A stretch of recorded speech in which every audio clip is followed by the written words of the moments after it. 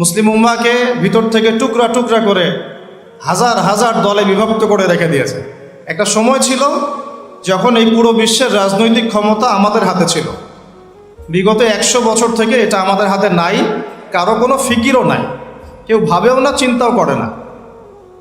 একটা সময় ছিল যে আমাদের ভূমিতে কুফাররা থাকতো, বসবাস করত, ট্যাক্স দিত, কর দিত, যেটাকে আমরা জিজিয়া বলি। জিজিয়া জিজিয়া নামে কোনো শব্দ আছে এটা ইয়াং জেনারেশন জানা নাই। ওরা আমাদের রাষ্ট্রে থাকতো ট্যাক্স দিয়ে, কর দিয়ে।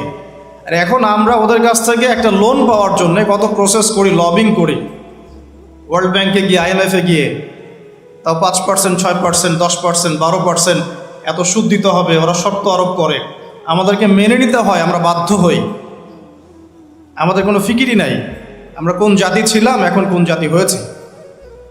একসময় পুরো বিশ্বের অর্থনীতি আমরা নিয়ন্ত্রণ করতাম, এখন তাদের অনুদানের উপর ডিপেন্ড হয়ে থাকতে হচ্ছে আমাদেরকে। একসময় পুরো বিশ্বের শিক্ষার ভিত্তি গড়েছিলাম আমরা। যে কোনো একটা সাবজেক্ট বলেন এবং সেই সাবজেক্টের গোড়ায় চলে যান, ফিলসফি, অ্যাস্ট্রোনমি, কেমিস্ট্রি, অ্যাস্ট্রোফিজিক্স বা নর্মাল ফিজিক্স অথবা মেডিকেল সায়েন্স, যে কোনো সাবজেক্টের নাম বলেন, তার গোড়ায় যান, দেখবেন আপনি মুসলিম মনীষীদেরকে পাবেন যারা এই বিশ্বটাকে গড়ে দিয়েছিল। এখন আমাদেরকে শিক্ষানীতি ধার করতে হচ্ছে মানুষের কাছ থেকে, পশ্চিমাদের কাছ থেকে। না আমরা আমাদের জেনারেল লাইনে এমন কোনো বিজ্ঞানী তৈরি করতে পারছি যারা মিসাইল তৈরি করতে পারে, আর না আমরা মাদ্রাসায় এমন মুহাদ্দিস তৈরি করতে পারছি যারা ইমাম বুখারী হতে পারে। এখন আমরা পড়ে আছি সেলফি নিয়ে, শোডাউন নিয়ে, ফেসবুকে স্ট্যাটাস নিয়ে, আর একে অপরের কাদা ছোড়াছুড়ি নিয়ে। ঘরের পাশে আগুন লেগেছে, ওই আগুন লাগা অবস্থাতেও মানুষ লড়াই করছে হাতটা বাঁধবে কোথায়। ঘরের পাশে আগুন লেগে গেছে অলরেডি, এই আগুন বিগত 100 বছরই লেগেছে। পশ্চিমারা মুসলিমদের বিরুদ্ধে একটা অঘোষিত ক্রুসেড রচনা করেছে। অঘোষিত ক্রুসেড কখনো সামরিকভাবে হস্তক্ষেপ করে, কখনো অর্থনৈতিকভাবে অবরোধ আরোপ করে, কখনো বাণিজ্যের উপরে চাপ দেয়, কখনো ইনফ্লেশন দেয়, টাকার মান কমে যায়, কখনো সুদের জালে আবদ্ধ করে, কখনো মুসলিম ভাইকে লাগিয়ে দেয় মারামারিতে। আর আমরা এগুলোর নাম দিয়ে দিই ডেমোক্রেটিক সিস্টেম, আমরা নাম দিয়ে দিই, কিন্তু মুসলিম ভাই মারামারি করে। আমার কথা একদম স্পষ্ট এবং ক্লিয়ার। আপনার যদি পছন্দ না হয় অন্তত শুনে যান, শুনে যান, আজ থেকে 10-20 বছর পর আপনি নিজেই বুঝতে পারবেন। আর কোনো কথা ফোর্সফুলি চাপিয়ে দেওয়ার ক্ষমতা আমার নাই বা আমাদের কারো কাছেই নাই। কিন্তু নবী সাল্লাল্লাহু আলাইহি ওয়াসাল্লামের একটা হাদিস খালি মাথায় রেখে আমাদেরকে সামনে যেতে হয়। আল্লাহর নবী সাল্লাল্লাহু আলাইহি ওয়াসাল্লাম বলেছেন, কোন নবী যাকে আপনাকে কবরে দেখানো হবে, আমাকে কবরে দেখানো হবে, তিনি বলেছেন, মান রাআ মিনকুম মুনকারান, তোমাদের মধ্যে যে কেউ যদি মুনকার কোনো কাজ দেখে, অন্যায় গর্হিত কিছু দেখে, ফালইউগাইয়ির, সে যেন অবশ্যই এটাকে প্রতিহত করে, বিয়াদিহি, তার হাত দিয়ে, যদি সামর্থ্য থাকে তার হাত দিয়ে যেন প্রতিহত করে। এটা আমাদের নাই, যাদের কাছে সুপ্রিম অথরিটি তাদের কাছে আছে। সে যদি তার দায়িত্ব পালন না করে, আল্লাহ পাক তাকে ধরবেন। ওমান লাম ইয়াস্তাতি, যে ব্যক্তি হাত দিয়ে প্রতিহত করার ক্ষমতা রাখে না, ফালইউগাইয়ির বিয়াদিহি ফালইউগাইয়ির বিলিসানিহি, তাহলে সে যেন তার লিসান বা জবান দিয়ে এটা প্রতিহত করে, প্রতিবাদ করে। অন্তত এতটুকু আলেম ওলামাদের আছে, উস্তাজ বক্তা দাঈদের আছে, তারা এটা করতে পারে। 3, ওয়াইল্লাম ইয়াস্তাতি, যদি কেউ মুখ দিয়েও প্রতিবাদ করতে না পারে, ফালইউগাইয়ির বিকলবি, অথবা সে যেন মনে মনে এটাকে ঘৃণা করে। ওয়াযালিকা আদআফু মিনাল ঈমান, এটা হচ্ছে ঈমানের সবচাইতে নিচু স্তর, এর নিচে ঈমানের কোনো স্তর বাকি নাই। এই হাদিসটা সামনে রাখলে চলমান বিশ্বের এই বিষয়গুলো নিয়ে কথা তো আমাদেরকে বলতে হবেই। ব্যক্তিগত জীবন থেকে শুরু করে বৈশ্বিক জীবন পর্যন্ত যে অরাজকতাগুলো চলছে, এগুলোকে তো ফাইন্ড আউট করে আপনার সামনে উপস্থাপন করতে হবে। এরপরে আপনারা শুনবেন, বুঝবেন, আমল করবেন এবং যার যার কাজের সিদ্ধান্ত নেবেন। কেউ কাউকে ফোর্স করতে পারবে না, এটাই ইসলাম। এখন আমরা যেগুলো নিয়ে পড়ে আছি সেগুলোতে যাওয়ার আগে আল্লাহ পাক সূরা আহজাবে আরেকটা কথা বলেছেন, এটাও শুনে রাখেন। এবার আপনার রব, আমার রব বলছেন, বিসমিল্লাহির রহমানির রহিম, ইয়া আইয়ুহাল্লাযীনা আমানু, হে মুমিনগণ। আল্লাহ আমাদেরকে বলছেন, হে মুমিনগণ, ইত্তাকুল্লাহ, তোমরা আল্লাহকে ভয় করো, আল্লাহকে ভয় করো। ওয়া কুলু কাওলান সাদীদা, স্পষ্ট করে সরাসরি সোজা কথা বলো, এত ডানে বামে না, এত পেঁচগোছ না, স্পষ্ট করে হক আর বাতিলকে স্পষ্টকারী সত্য কথা বলো, সোজাসুজি কথা বলো বা সরাসরি কথা বলো। কাওলান সাদীদা, স্পষ্ট করে সোজা কথা বলো, তাহলে কি হবে? وقولوا قولا سديدا يصلح لكم أعمالكم ويغفر لكم ذنوبكم। তোমরা দুটো বেনিফিট পাবে।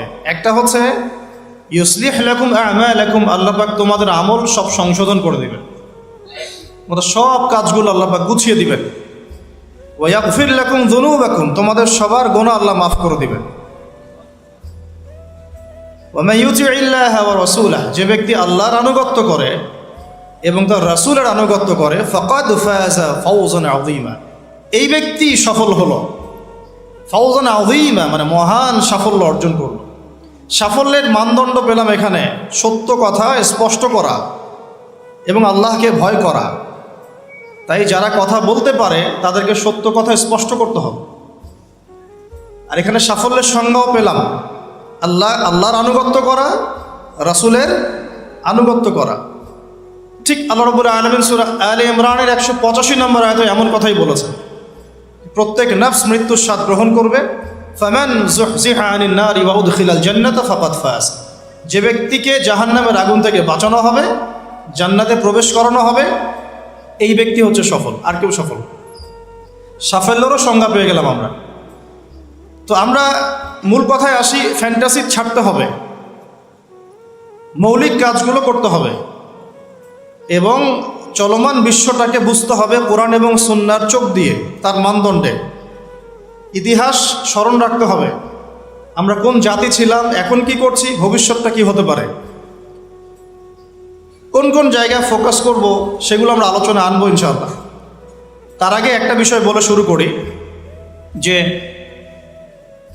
এখন ইসলাম আসার বলতে বোঝাচ্ছি নবী সাল্লাল্লাহু আলাইহি ওয়াসাল্লামের ইন্তেকাল হওয়ার প্রায় 1450 বছর চলে গেছে। কত বছর? প্রায় 1450 বছর চলে গেছে। আমরা এখন যে সমাজটাকে দেখছি, আমরা এখন যে পরিবারটাকে দেখছি, আমরা যে অর্থ ব্যবস্থা দেখছি, আমরা যে রাষ্ট্র ব্যবস্থা দেখছি এবং বিশ্বের উপর যাদের আধিপত্য দেখছি, এটা রাসূল সাল্লাল্লাহু আলাইহি ওয়াসাল্লামের ইন্তেকালের 1400 বছর পরের পৃথিবী। আমি কি বুঝাতে পারছি? এটাই সব না, এটা 1400 বছর পরের একটা ওয়ার্ল্ড আমরা দেখছি। কেমন ছিল ওই সময়? নবী সাল্লাল্লাহু আলাইহি ওয়াসাল্লাম যখন নবী হন নাই, তখনকার সমাজটা এখনকার বিশ্বের মতো ছিল। বলবেন কিভাবে? আমি বলছি, আমার কাছে হুজ্জাত আছে, প্রমাণ আছে, আমি প্রমাণ করছি কিভাবে। নবী সাল্লাল্লাহু আলাইহি ওয়াসাল্লাম যে যুগে নবী হন নাই, এখনও নবী হন নাই, যেটাকে আমরা বলি, কটাক্ষ করে বলি মধ্যযুগ, বা আমরা অনেক সময় অপমান করে বলি আইয়ামে জাহেলিয়া। শব্দগুলো শুনেছেন তো আপনারা? কখনো কি প্রশ্ন করেছেন যে আসলে কেন এই যুগটাকে আমরা জাহেলিয়া বলি, কেন অন্ধকারাচ্ছন্ন যুগ বলি? ওই যুগটা কি সূর্য উঠতো না? ওই যুগে কি সূর্য উঠতো না? তাহলে কেন অন্ধকারাচ্ছন্ন যুগ বলি? এক, ওই যুগের মানুষ আল্লাহ পাকের তাওহীদ, একত্ববাদ এর সাথে শিরককে মিশ্রিত করেছিল, 1 নাম্বার। তাহলে 1 নাম্বার কারণ কি? ওই যুগের মানুষ আল্লাহ পাকের তাওহীদের সাথে শিরককে মিক্স আপ করেছিল। মনে করবেন না যে তারা আল্লাহকে বিশ্বাস করতো না, এটা ভুল ধারণা। তারা সবাই আল্লাহকে বিশ্বাস করত, গুটি কয়েক মানুষ ছাড়া। এমনকি আবু জাহেল, যাকে আমরা বলি এই উম্মতের ফেরাউন, নবীজি বলেছেন আবু জাহেল হচ্ছে এই উম্মতের ফেরাউন। বদরের যুদ্ধে যখন আব্দুল্লাহ বিন মাসউদ রাদিয়াল্লাহু আনহু তার গর্দানটা কেটে নিয়ে আসছেন, রাসূলের সামনে রেখেছেন সাল্লাল্লাহু আলাইহি ওয়াসাল্লাম, নবীজি গর্দান দেখে বলেছিলেন, এ হচ্ছে এই উম্মতের আবু জাহেল, এই হচ্ছে এই উম্মতের ফেরাউন, এই আবু জাহেল হচ্ছে এই উম্মতের ফেরাউন। আর ফিরআউনের চেয়ে বড় কোনো কাফের নাই, এখনো নাই, ছিলও না, আসবেও না ইনশাআল্লাহ। তো এই আবু জেহেল যখন বদরের যুদ্ধ করতে যাচ্ছিল তখন সে প্রথমে কাবা ঘরে গিয়েছে। কোথায় গিয়েছে?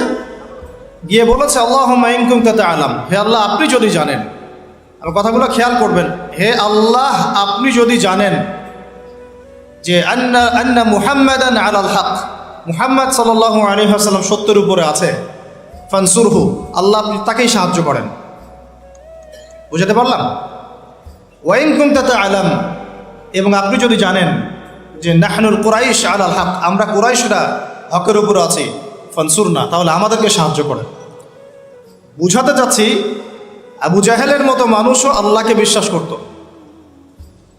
আইয়ামে জাহিলিয়াত মানে এমন নয় যে ওরা সবাই নাস্তিক ছিল, না, নট এট অল, মোটেই এমন নয়। তারা আল্লাহকে বিশ্বাস করতো। তাহলে আল্লাহ পাক তাদেরকে কাফের কেন বলছেন? উত্তর সূরা জুমারের মধ্যে আছে। তারা লাত, ওজ্জা, হুবল, মানাত এগুলোর পূজা করত, মূর্তি পূজা করত, এটা তো আপনারা জানেন। তো তারা বলতো, তাদের যুক্তি ছিল, মা না'বুদুহুম, আমরা শুধুমাত্র এই কারণেই তাদের ইবাদত করি, ইল্লা লিয়ুকাররিবুনা ইলাল্লাহি যুলফা, এরা আমাদেরকে আল্লাহ পর্যন্ত পৌঁছে দিবে। নাউযুবিল্লাহ। তাহলে রিজনটা কি, দলিল আদিল্লা কি তাদের মূর্তি পূজার পিছনে? আমরা এগুলোর মধ্য দিয়ে আল্লাহর নৈকট্য অর্জন করতে চাচ্ছি। তার মানে তারা সবাই আল্লাহকে বিশ্বাস তো করতো যে একজন আল্লাহ আছেন। এখনকার বিশ্বের দিকে তাকিয়ে দেখুন, ওই একই শিরকের ছোঁয়া সব জায়গায় লেগে গেছে। মানুষ আল্লাহকে বিশ্বাস করে কিন্তু ইবাদত বন্দেগীর জীবনে গিয়ে আল্লাহর সাথে অন্যকে শরিক করছে, ইকোনমিতে গিয়ে আল্লাহর সাথে অন্যকে শরিক করছে, পলিটিক্স করতে গিয়ে আল্লাহর সাথে অন্যকে শরিক করছে, ওয়ার্ল্ড অ্যাফেয়ার্সকে ডিল করতে গিয়ে আল্লাহর সাথে অন্যকে শরিক করছে। মানুষ আল্লাহকে বিশ্বাস করেও এখন মুশরিক হচ্ছে। আপনি কোন সেন্সে ওইটাকে আইয়ামে জাহিলিয়াত বলছেন আর এখনকার যুগটাকে পুত পবিত্র বলছেন? এগিয়ে যাওয়ার যুগ, সায়েন্স অ্যান্ড টেকনোলজির যুগ। দেখাচ্ছি আপনাকে টেকনোলজি কাকে বলে। সুলাইমান আলাইহিস সালামের সময় বিশ্বে এমন প্রযুক্তি ছিল, এই প্রযুক্তির ধার কাছেও কোনোদিনও এই বিশ্ব আর যেতে পারবে না। আমি আমার হ্যাডসেট নিচ থেকে কথা বলছি না, এগুলোর দলিল আছে সূরা সাবার মধ্যে, সূরা নামলের মধ্যে, অন্য অনেক জায়গায়, যে আল্লাহ রাব্বুল আলামিন সুলাইমান আলাইহিস সালামকে এমন রাজত্ব দিয়েছিলেন, এমন সুপ্রিম অথরিটি, ক্ষমতা, পাওয়ার, টেকনোলজি পৃথিবীতে কখনো ছিলও না, কিয়ামত পর্যন্ত আসবেও না। এখন পর্যন্ত কোনো টেকনোলজি আসে নাই যে আমি এই চেয়ারটাকে বলবো চলো আমাকে ঢাকায় নিয়ে নামাই দিবে, তাও আবার 1 সেকেন্ডের মধ্যে। কতটুকু সময়? এখন পর্যন্ত কোনো টেকনোলজি আসে নাই যে আমি চোখের পলক ফেলবো, এইটুক সময়ের মধ্যে আমার স্ত্রীকে আমার পাশে নিয়ে বসাই দিবে। আসছে? সুলাইমান আলাইহিস সালামের সময় এমন ছিল। সাগর থেকে মুক্তা, মণিমুক্তা আরোহণ করে এটা দিয়ে অট্টালিকা নির্মাণ করা হতো। তিনি জিন জাতিকে দিয়ে কাজ করাতে পারতেন। তিনি যাচ্ছেন রাস্তায়, পিঁপড়াটা গল্প করছে, এই সবাই গর্তে ঢুকো, সুলাইমান আসলে তোমাদেরকে পিষে ফেলবে, আর তিনি মুচকি মুচকি হাসছেন। পাখির ভাষাও বুঝতে পারছেন, পিঁপড়ার ভাষাও বুঝতে পারছেন। তার বাবা দাউদ আলাইহিস সালাম জাবুর তেলাওয়াত করছেন, এই সাগরের মাছ সব কাছে চলে আসছে জাবুর শোনার জন্য। এমন প্রযুক্তি আপনি এখনো বের করতে পেরেছেন? সভ্যতার যে বড়াইটা আমরা করি, এটা একটা কেবর, অহংকার। এটা কি আল্লাহ পাকের জন্য বলেছেন, আমি কত কওমকে এর আগে ধ্বংস করেছি, কত যে কওমকে আমি ধ্বংস করেছি। ফাসিরু ফিল আরদি ফানজুরু কাইফা কানা আকিবাতুল মুকাদ্দিবিন, তোমরা এই জমিনে বিচরণ করতে থাকো, দেখো যারা আল্লাহকে অস্বীকার করেছিল তাদের কি পরিণতি হয়েছে। তো আমরা এখন যেটাকে নিয়ে দাবি করি, এটা সর্বোচ্চ স্তর নয় প্রযুক্তির। তো যে জায়গা থেকে এখানে চলে আসলাম, যে কোথায় ছিলাম আমরা? এই জামানাতেও আমরা শিরক করছি কিন্তু আল্লাহকেও বিশ্বাস করছি। প্রত্যেকটা সেক্টরে শিরক হচ্ছে। ডিটেলস বলার মতো জায়গাও এটা না, এবং এত সময় আমার হাতে নাই। আমি খালি সেক্টরগুলো বলে দিই। 1, এডুকেশন সেক্টর, শিক্ষা সেক্টর, এখানে শিরকের উপর শিরক হচ্ছে। আপনি যদি বিচক্ষণ হয়ে থাকেন, স্টাডি করেন, পড়াশোনা করেন, একটা অনেস্ট মন রাখেন, আগে সৎ একটা মন রাখেন। ডানে গেলে ডানে যাব, বামে গেলে বামে যাব, আমি নিউট্রাল থাকবো, আমি কোনো পক্ষ আগে নিব না। আমি যাচাই বাছাই করে দেখব কথাটা সত্য না মিথ্যা। শিক্ষাক্ষেত্রে শিরকের উপর শিরক হচ্ছে, শিরকের উপর শিরক। আজকে থেকে 25 বছর 30 বছর আগে যতটা শিরক ছিল না, এখন তার চেয়ে বেশি শিরক চলে আসছে। এমন এমন শিরক আসছে যেগুলোর প্রতি ঈমান রাখলে আপনার ঈমান ভঙ্গের 10টা কারণ আছে। এই 10 কারণের মধ্যে পড়ে যাবেন, আবার নতুন করে কালিমা শাহাদা দিয়ে ইসলাম কবুল করতে হবে। নতুন করে কালিমা শাহাদার সাক্ষ্য দিয়ে আবার মুসলিম হতে হবে। যতই দাম্ভিকতা দেখান, কবরে আপনাকেও যেতে হবে, কিচ্ছু করার নাই তখন। এখন যদি সলিউশনে না আসি, সংশোধন না করি, তাহলে অনেক দেরি হয়ে যাবে। এখনকার টিকটক জেনারেশনটা বিগত 30 বছরের মেহনতের ফসল।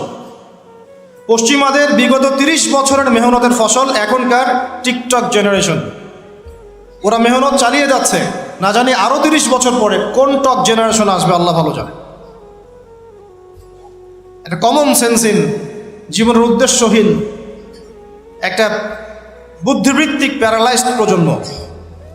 না জীবনের কোনো উদ্দেশ্য আছে, না কোনো পড়াশোনা করে, আর না একটু ভালো করে খেলাধুলা করে, আর না শরীর চর্চা করে, আর না কিছু লিখে, আর না কিছু জাতিকে কিছু দিচ্ছে, আর না পলিটিক্সে কোনো আগ্রহ আছে, আর না ইকোনমিক্সে কোনো আগ্রহ আছে, না ওয়ার্ল্ড অ্যাফেয়ার্স সম্পর্কে কোনো সচেতনতা আছে, না মুসলিম উম্মার এই দুরবস্থায় তার ভূমিকা রাখার কোনো ইচ্ছা পর্যন্ত আছে। না সালাত আদায় করে, না কুরআন তেলাওয়াত করে, আর না ওযু করতে জানে ঠিকভাবে, আর না ফরজ ওয়াজিব সুন্নাত মুস্তাহাব জানে, আর না ফিকহুল মুয়াসসারের মতো সহজ ফিকহের কিতাবগুলো তার আয়ত্ত করা আছে, না কোনো আলেমের সাথে সম্পর্ক আছে, না কোনো ইসলামিক স্কলারের কাছে সম্পর্কিত হয়, আর না মাদ্রাসায় যায়, আর না ইসলামের বেসিক ফান্ডামেন্টাল নলেজ অর্জন করে। জীবনের উদ্দেশ্যই নাই, শুধু মেয়ের পিছনে, শুধু মাদকের পিছনে, ড্রাগসের পিছনে, কোনো সময় মারামারি দাঙ্গা হাঙ্গামা করছে, কোনো সময় দেখা যায় বাইক দাবড়ায় বেড়াচ্ছে। বাবার বিত্তশালী, বাবার অনেক টাকা আছে, বাস কিনে দিয়েছেন বাইক, চলছে। পিছনে একটা বেহায়া বেশ্যা মেয়ে নিয়ে ঘুরছে। এই মেয়েটাও বেহায়া, শব্দটা ইউজ করতে চাইনি আমি আমি আমি এখানে জানি অনেক মা বোন আছেন, শব্দটা আমি ইউজ করতে চাই নাই, কিন্তু আমার ভিতরে এমন ক্ষোভ এদেরকে দেখলে হয় যে মুখ থেকে বের হয়ে গেল। একটা মেয়েকে আল্লাহ পাক সৃষ্টি করেছেন কি জন্যে? যাতে সে ইসমাইল আলাইহিস সালামের মতো সন্তান জন্ম দিতে পারে। এই বাইকের পিছনে ঘোরা মেয়েটা কি আপনাকে এরকম সন্তান দিতে পারবে? আপনি তো বোকা। আপনি মনে করছেন যে অল্প সময়ের জন্য আমি তাকে নিয়ে একটু মজা করি, তখন দেখা যাবে আপনারও জীবনে এমন কোনো মেয়ে আল্লাহ পাক দিয়েছেন যে ওই রকমই অন্য কারোর সাথে বাইকে ঘুরে আসছিল। তখন কিছু করার থাকবে না, কিচ্ছু করার থাকবে না। আমার টপিক আজকে এইটা না। এই প্রজন্মটাকে গড়েছে পশ্চিমারা বিগত 30 বছরে। কত বছরে? এখন যে এডুকেশন সিস্টেমটা চলছে, এটা যদি এভাবেই চলতে থাকে, আপনি আর 20 বছর পরে এমন একটা প্রজন্ম পাবেন যাদেরকে যদি আপনি, আমি চ্যালেঞ্জ করতেছি, যাদেরকে যদি আপনি নতুন করে কোনো মুক্তিযুদ্ধে পাঠান, গুলি খেয়ে ফেরত আসবে, একটাকে মারতেও পারবে না। না দেশের প্রতি কোনো মহব্বত আছে, না উম্মার প্রতি কোনো মহব্বত আছে, না দেশের জন্য কিছু করতে পারবে, না জাতির জন্যে, না উম্মার জন্যে। সবচেয়ে বড় স্তর হচ্ছে উম্মার জন্যে। সবচেয়ে বড় স্তর কি? উম্মার জন্যে, যে পুরো মুসলিম উম্মা একটা জাতি, আমি এমন একজন বড় নেতা হব যে পুরো মুসলিম উম্মার জন্য কাজ করব।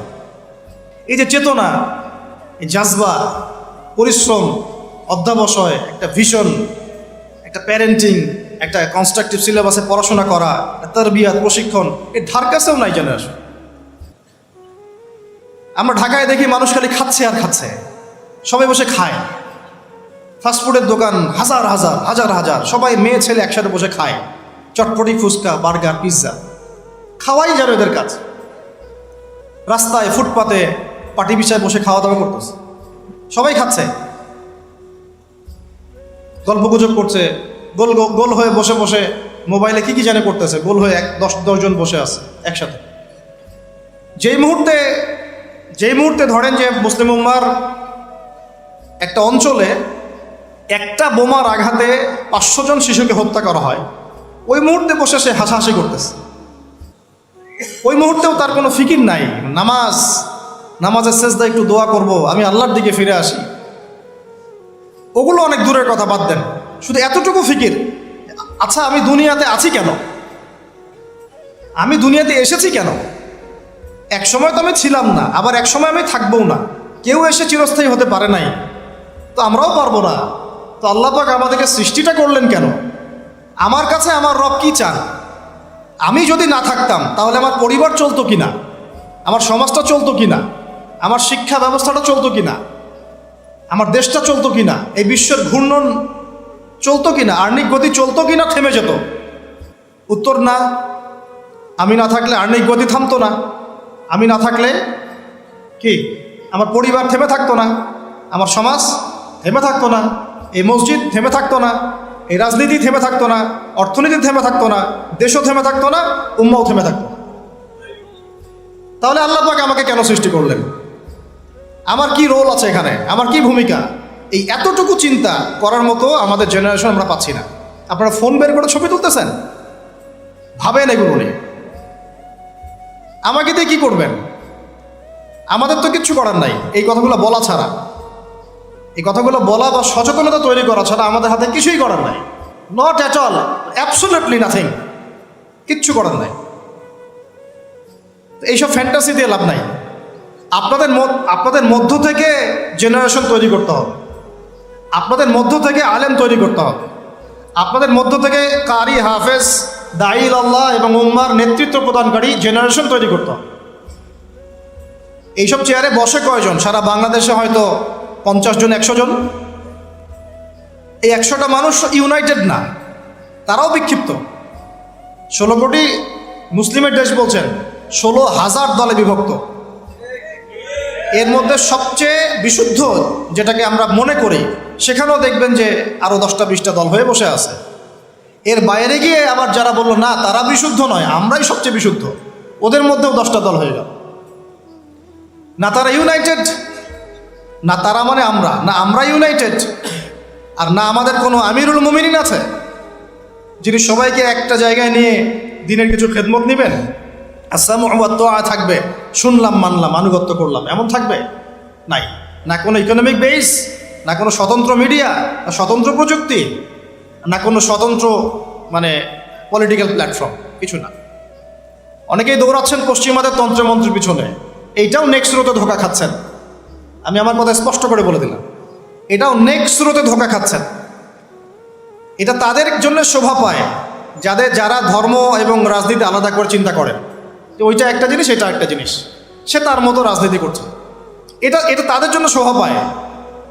যাদের কাছে কোরআন আছে, যাদের কাছে হাদিস আছে, নবীর সুন্নাহ আছে, তারা যখন এই ড্রেনের মধ্যে নেমেছে, তখন ইসলামের খেদমতের জায়গায় ক্ষতিও বেশি হয়ে যাচ্ছে।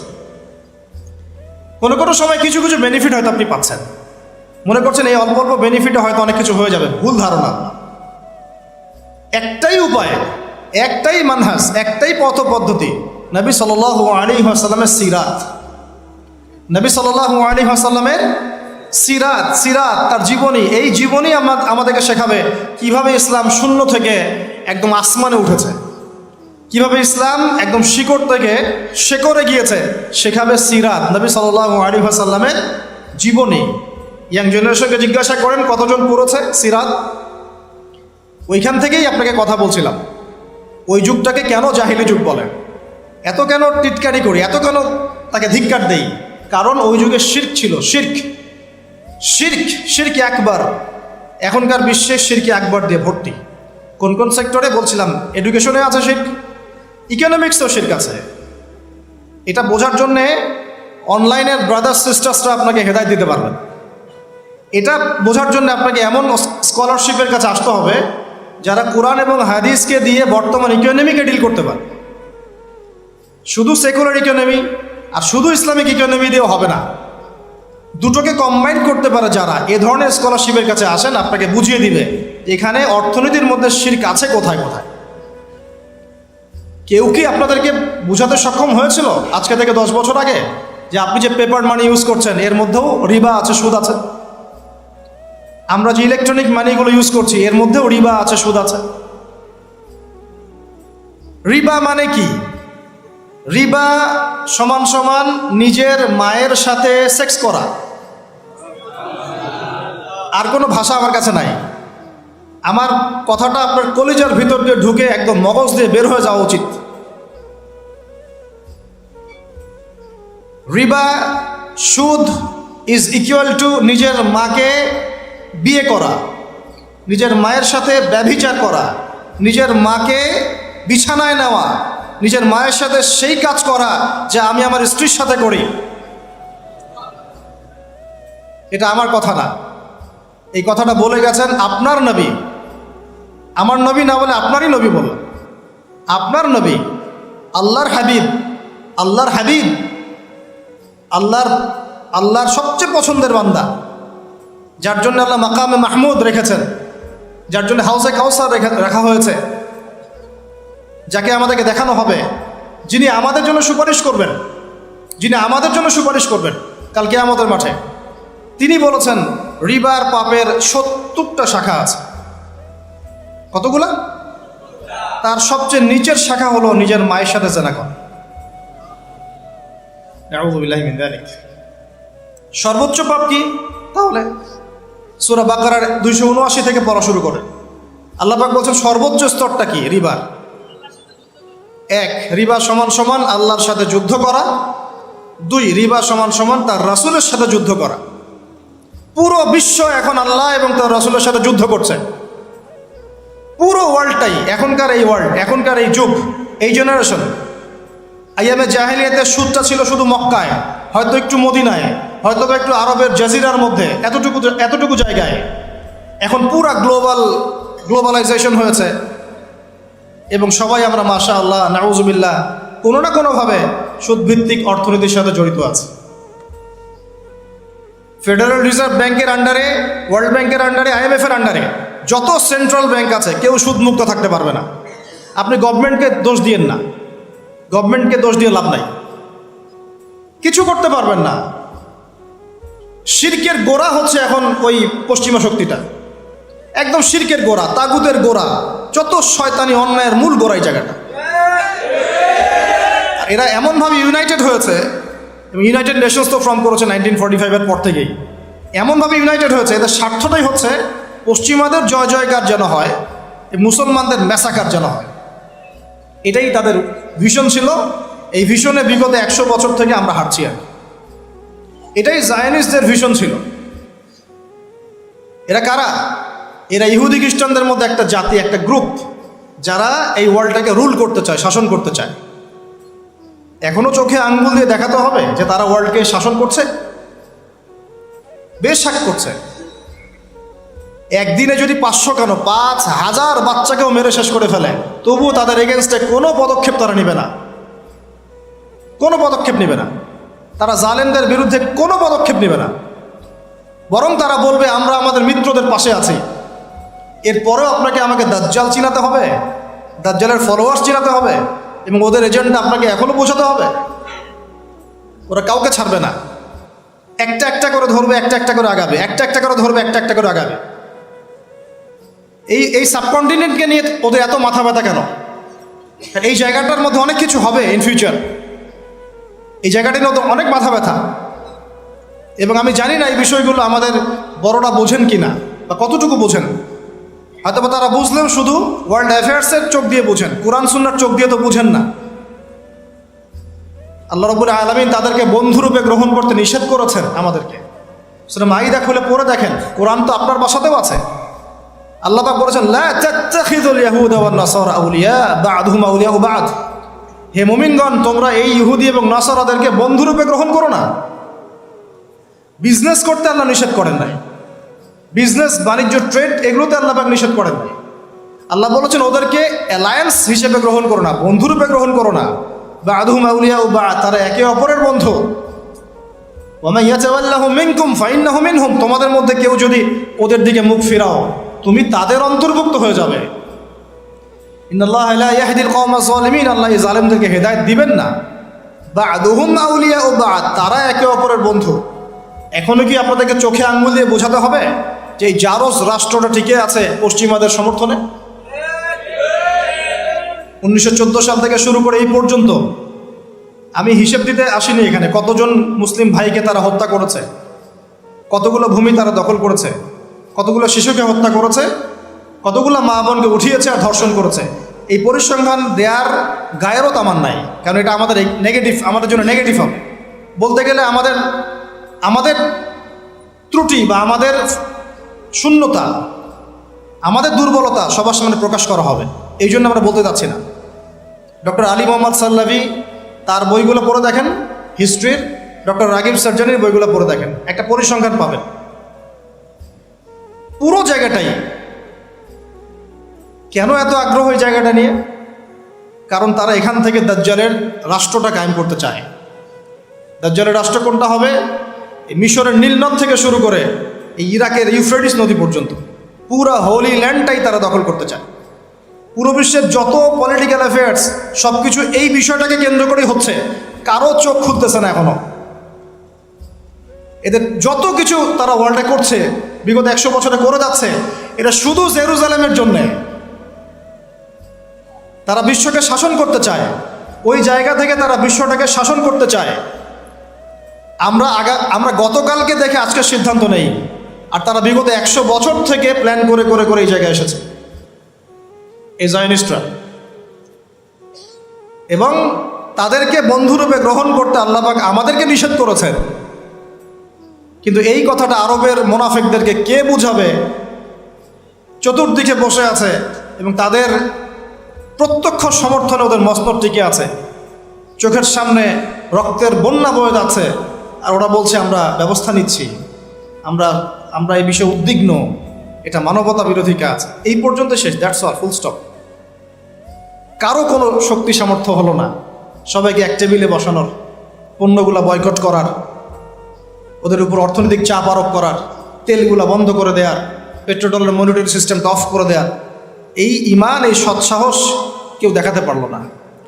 কারণ এখন তো আর উমর ইবনুল খাত্তাবের যুগ নাই, এখন তো আর আলী ইবনে আবি তালেবের যুগ নাই, এখন তো সালাউদ্দিন আইয়ুবী রাহিমাহুল্লাহর বেঁচে নাই,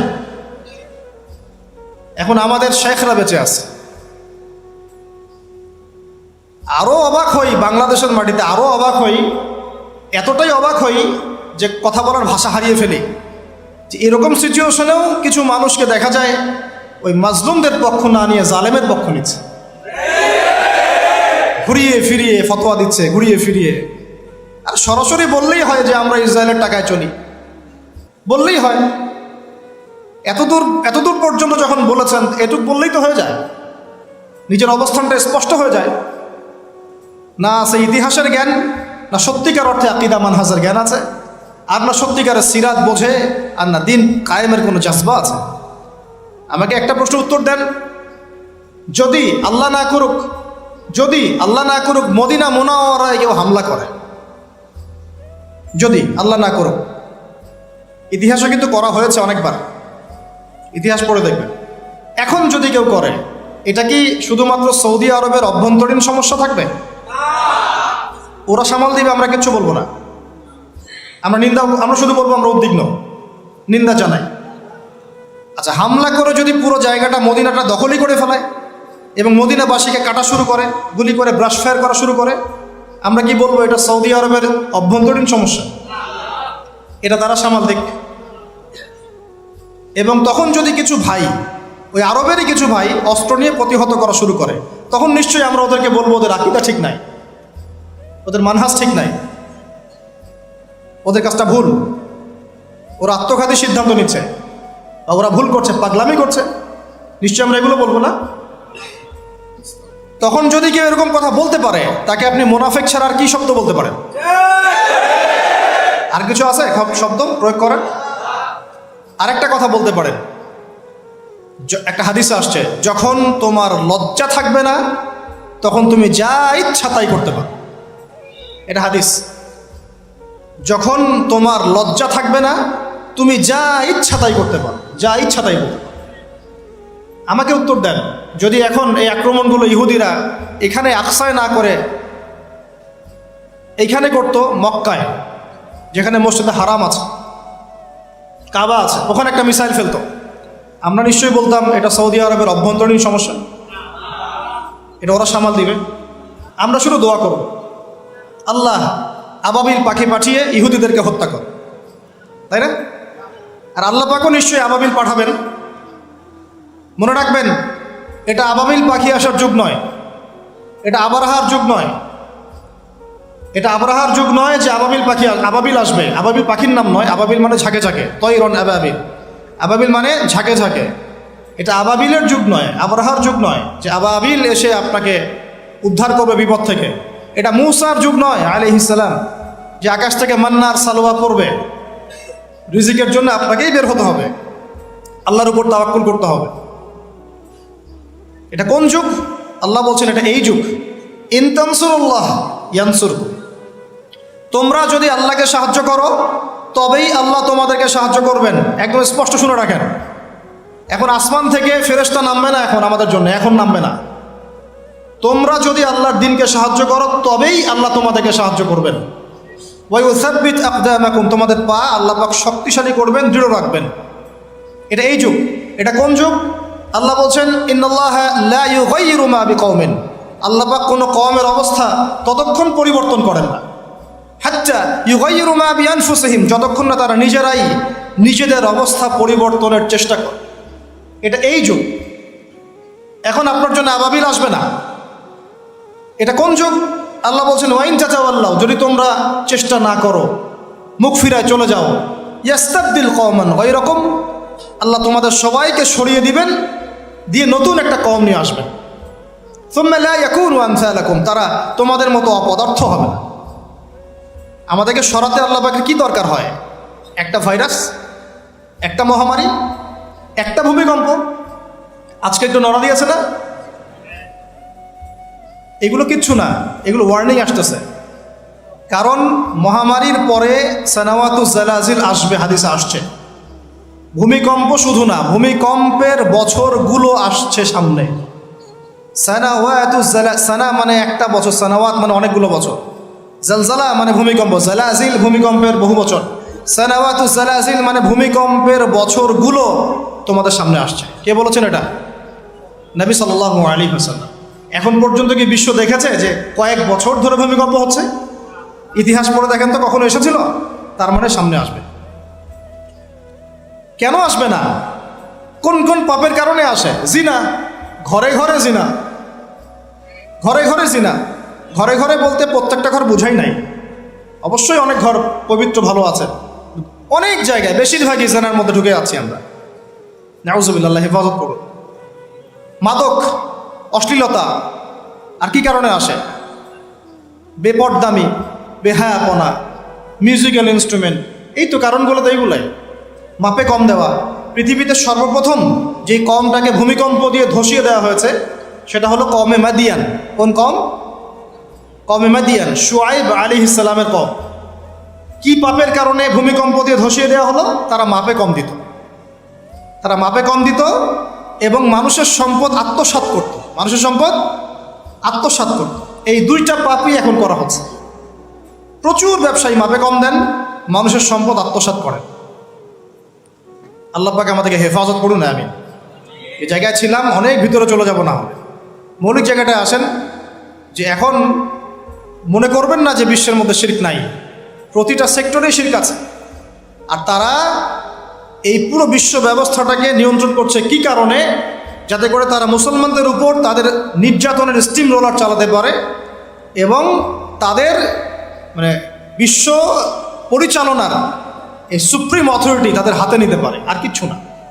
প্রত্যেকটা বিষয় নিয়ন্ত্রিত হচ্ছে আকসা কেন্দ্রিক, জেরুজালেম কেন্দ্রিক, জায়নিজম কেন্দ্রিক এবং পশ্চিমারা।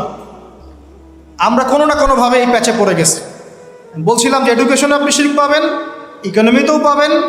পলিটিক্স নিয়ে আমি বলতে চাচ্ছি না কথা, এটা খুব ভালো করেই আমরা জানি যে আমরা কোন পথে হাঁটছি। এগুলো আল্লাহ রাব্বুল আলামিনের খেলাফতের দায়িত্ব নয়। যা চলছে ওয়ার্ল্ডে এগুলো আল্লাহ রাব্বুল আলামিনের খেলাফতের দায়িত্ব নয়। যেহেতু প্রসঙ্গটা এসে গেছে, নসিহত স্বরূপ, শুধু নসিহত, এর বেশি কিচ্ছু করার নাই আমাদের। নসিহতটা না করলে কি হবে? আপনি আল্লাহর সামনে কালকে আমাদের দাঁড়ায় বলবেন যে আদনান ভাই আমার এলাকায় আসছিল, প্রসঙ্গটা উঠেছিল, তিনি আমাকে সতর্ক করেন নাই, আমি দাওয়াত পাই নাই। আর দাওয়াত দেওয়ার সুন্নত আল্লাহ রাব্বুল আলামিন কোরআনের সূরা তাহার মধ্যে বলেছেন। কোন সূরায়? আল্লাহ পাক কি বলেছেন শুনুন। আল্লাহ পাক বলছেন, ইযহাবা ইলা ফিরআউন, তোমরা দুজন মুসা আর হারুন তোমরা ফিরআউনের কাছে যাও। কার কাছে? ইযহাবা ইলা ফিরআউনা ফাইন্নাহু তাগা, সে সীমা লঙ্ঘন করেছে। কিন্তু ওয়াকুলা লাহু কাওলান লাইয়িনা লাআল্লাহু ইয়াতাযাক্কারু আও ইয়াখশা, আল্লাহ বলছেন ফিরআউনের কাছে গিয়ে কর্কশ ভাষায় কথা বলো না, আঘাত করে কথা বলো না। ঠিক আছে, আমরা যেটা করি অনলাইনে অফলাইনে, খুব কর্কশ ভাষায় কথা বলি, আঘাত করে কথা বলি, এটাকে সোয়াবের কাজ মনে করি।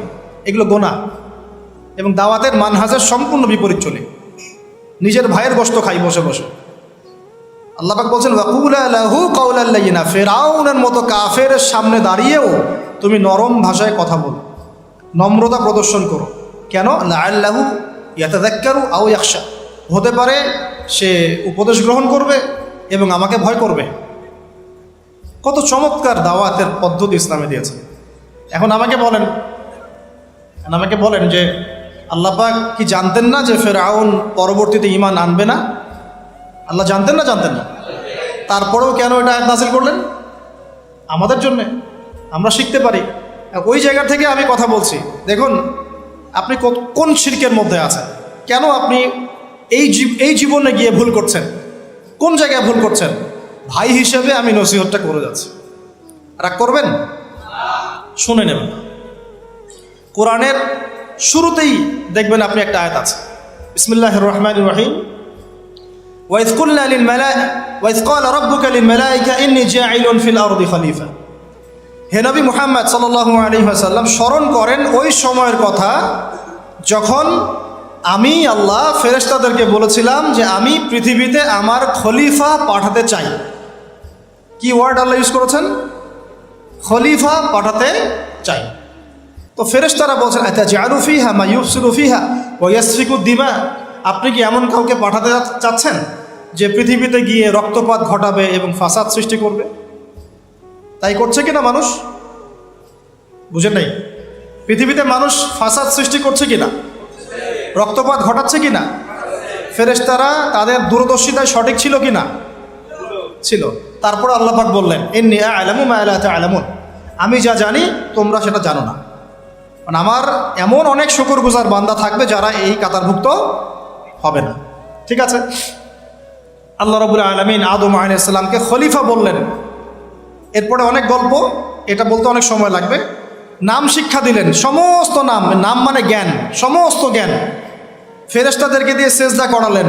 ইবলিস করলো না, মনে আছে? ইবলিস করলো না, উল্টা চ্যালেঞ্জ করলো। কি চ্যালেঞ্জ করলো?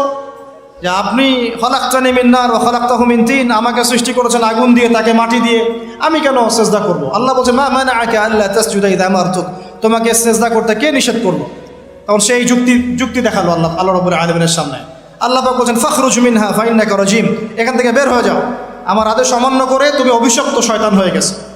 ফাইন্না আলাইকা লা'নাতা ইলা ইয়াউমিদ্দিন, কিয়ামত পর্যন্ত তোমার উপর লানত।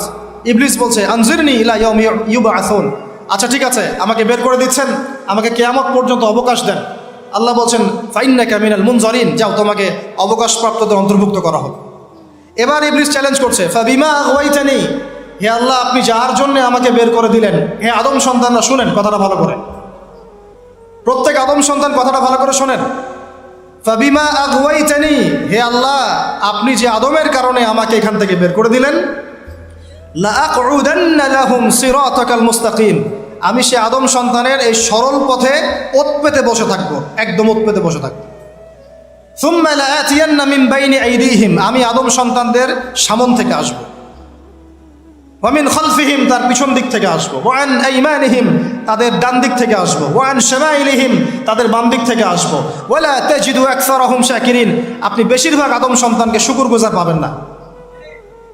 ইবলিস তার চ্যালেঞ্জে সঠিক না ভুল?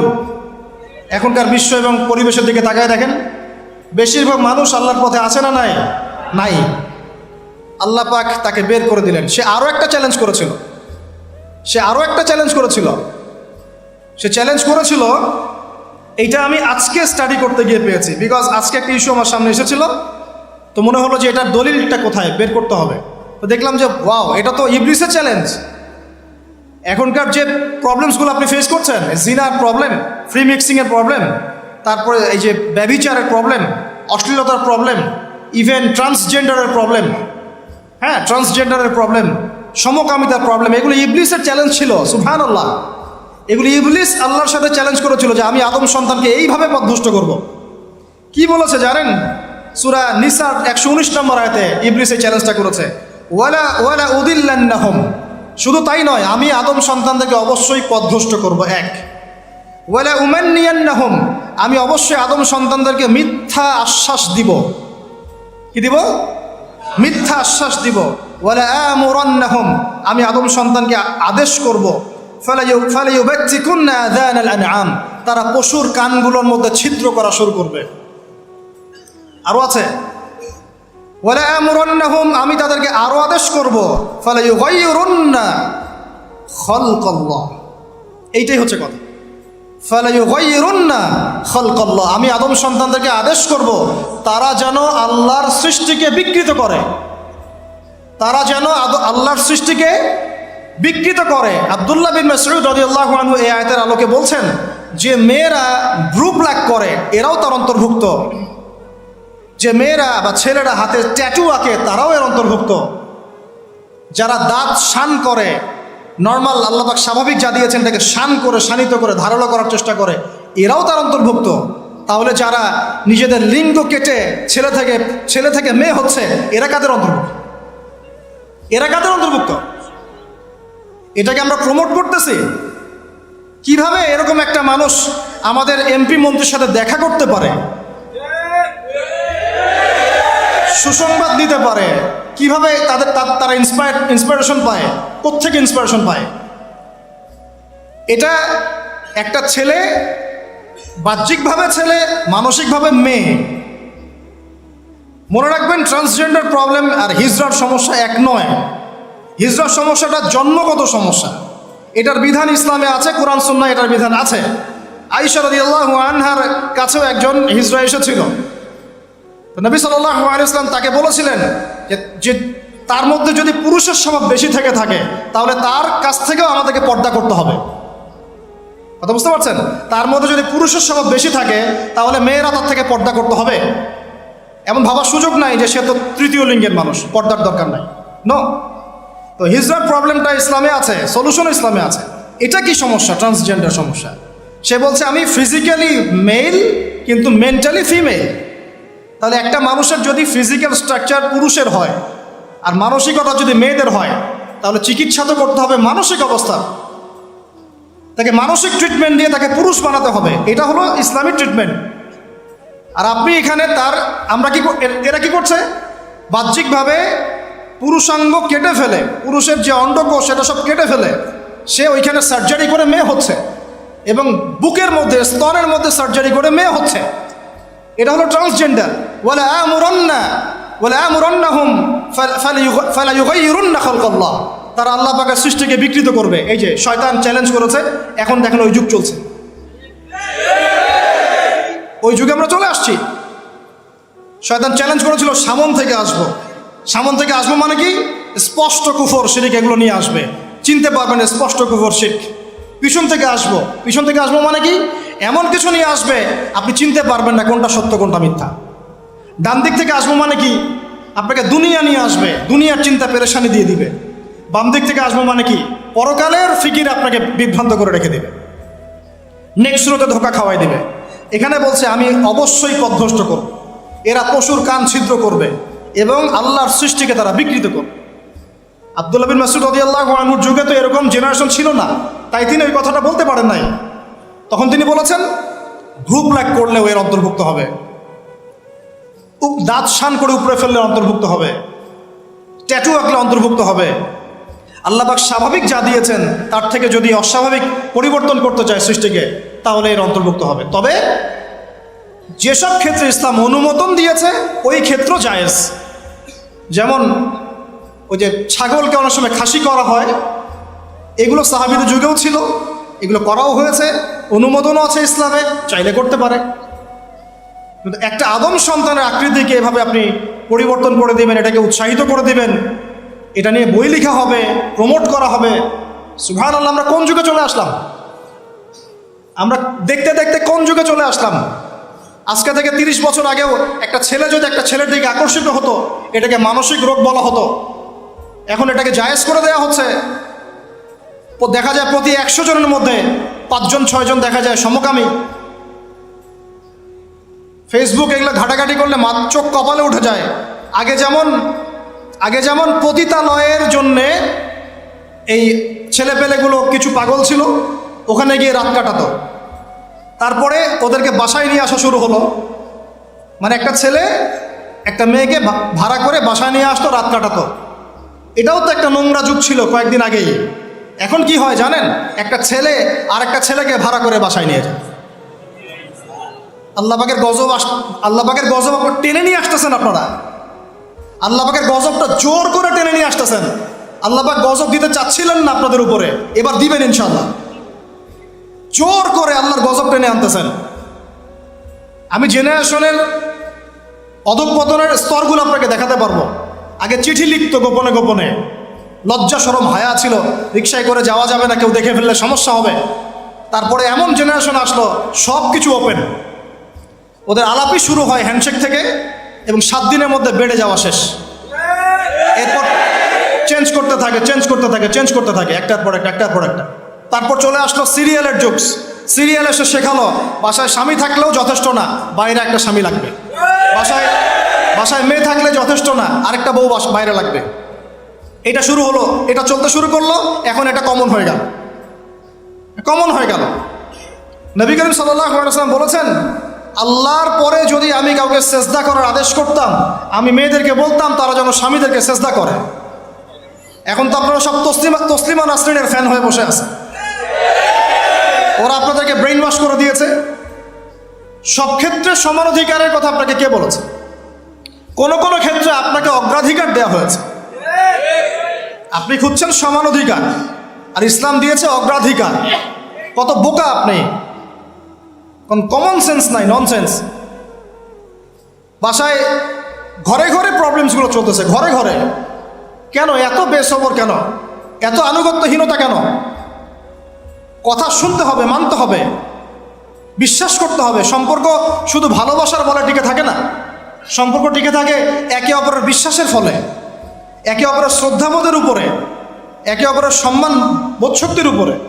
এগুলোর উপর সম্পর্ক টিকে থাকে। সৌন্দর্য ভালোবাসা তো আজ আছে কাল নাই। বিশ্বাস, রেসপন্সিবিলিটি, সবর, ইতাআত, এগুলোর উপর সম্পর্ক টিকে থাকে। তখন ভালোবাসা এত লম্বা হয় যে দেখেন অনেক চাচা চাচিরা আছে এখনো বৈবাহিক সম্পর্ক হচ্ছে 40 বছর, এখন পর্যন্ত কোনোদিন ঝগড়া লাগে নাই। এমনকি ওই চাচিকে আপনি বলেন যে বাসার থেকে অন্য জায়গায় থাকতে, ও স্বামী মরে গেলেও ওই স্বামীর ভিটা ছাড়তে রাজি না। বলছে না, আমি আমার এই স্বামীর ভিটা ছাড়তে রাজি নই। এই তো 40 বছর আগে জেনারেশনটাকে আপনি দেখেন, আর এখনকার মেয়েদের জেনারেশনটাকে আপনি দেখেন। কিসের সেকুলার ঘরের মেয়ে আর কিসের মাদ্রাসার মেয়ে, সবই একই অবস্থা। ইল্লা মাশাআল্লাহ। এখন এগুলোর ফলশ্রুতিতে যখন দেখা যাবে যে কনফ্লিক্ট তৈরি হচ্ছে, তখন আবার দেখা যাবে কি আইন কানুন সমাজ পরিবেশ সব মেয়েদের পক্ষে। দিন শেষে আপনি দোষী হয়ে যাবেন, দিন শেষে দোষটা আপনার ঘাড়ে এসে পড়বে। মানে সমস্যা ক্রিয়েট হতে হতে হতে হতে এমন একটা জায়গায় যাবে যে তখন আপনি রিয়্যাক্ট না করে থাকতে পারবেন না। তখন যদি আপনি কোনো রিয়্যাক্ট করে ফেলেন, সব দোষটা তখন আপনার ঘাড়ে গিয়ে পড়বে। এভাবে আস্তে আস্তে পরিবারগুলো ভেঙে যাচ্ছে। ভালো লাগছে না, আল্লাহ পাকের নেয়ামত ভালো লাগছে না। আর যারা দিনদার, যে স্বামীরা দিনদার, পরহেজগার, মুত্তাকি এবং দ্বীনের পথের পথিক, তাদের জন্য স্ত্রীদের ভূমিকা কেমন হওয়া উচিত? স্বামীকে স্পেস দিতে হবে, তার মাথাটাকে ঠান্ডা রাখতে হবে, তাকে আল্লাহর জন্য ওয়াকফ করে দেওয়া লাগবে যে আমার স্বামী আল্লাহর জন্য, আমার স্বামী উম্মতের সম্পদ। তার যেন কোনো পেরেশানি না হয়, তাকে যেন এক গ্লাস পানিও ঢেলে খেতে না হয়। সে ওই টাইমটা যেন আল্লাহর দিকে দিতে পারে। এতে আমিও জান্নাতে যাব, সেও জান্নাতে যাবে ইনশাআল্লাহ। পরিবারগুলো এইভাবে হচ্ছে না। কিছু কিছু বিষয় আমি নিজেও খুব ফেড আপ। আবার অনেক সময় আমরা যারা আছে, আমরা আবার স্ত্রীদের উপর অনেক বেশি কঠোর হয়ে যাই। এত বেশি কঠোরতা দিয়েও আসলে পরিবারকে শক্ত করা যাবে না। নরম হতে হবে, সবর করতে হবে, ধৈর্য ধরতে হবে। তবে সব কিছুর একটা সীমা আছে। ওই সীমা অতিক্রম করে গেলে তখন কি আর করার? তখন আসহাবুল কাহাফ হয়ে যেতে হবে। আসহাবুল কাহাফ নিজের কবরের ফিকির নিজে করি, নিজের পথ নিজে বুঝি, কিছু করার নাই। তো যেখান থেকে এখানে আসছি ভাই, আমি অনেক লম্বা সময় নিয়ে ফেলতেছি, আপনারা কি বিরক্ত হচ্ছেন? আচ্ছা, এই যে আল্লাহর সৃষ্টিকে বিকৃত করা, এই যে আমি আপনাকে জেনারেশনের ক্রমবর্ধমান অধঃপতন দেখাচ্ছিলাম। ওই সময় ছিল এরকম, তারপরে আসতেছে না, তারপরে ব্যভিচারের যুগ, তারপরে পারিবারিক ভাঙনের যুগ চলতেছিল, এরপরে আসলো সমকামিতার যুগ। এবং সমকামিতা আস্তে আস্তে ওপেন হতে হতে নতুন শব্দ নিয়ে আসছেন ট্রান্সজেন্ডার। মানে এখন ভিতর থেকে নাকি সে ছেলে, বাহির থেকে মেয়ে, বাহির থেকে ছেলে, ভিতর থেকে মেয়ে। মানে বাহির থেকে ছেলে, ভিতর থেকে মেয়ে, আবার ভিতর থেকে ছেলে, বাহির থেকে মেয়ে। যদি এমনই হয় তাহলে সমস্যাটা কি শারীরিক না মানসিক? আমাকে বলেন, এই সমস্যাটা কি শারীরিক সমস্যা না মানসিক? ওর জন্য মানসিক হাসপাতাল খোলেন, ওর জন্য ওকে পাবনায় পাঠান অথবা অন্য কোনো জায়গায় পাঠান, চিকিৎসা করতে হবে।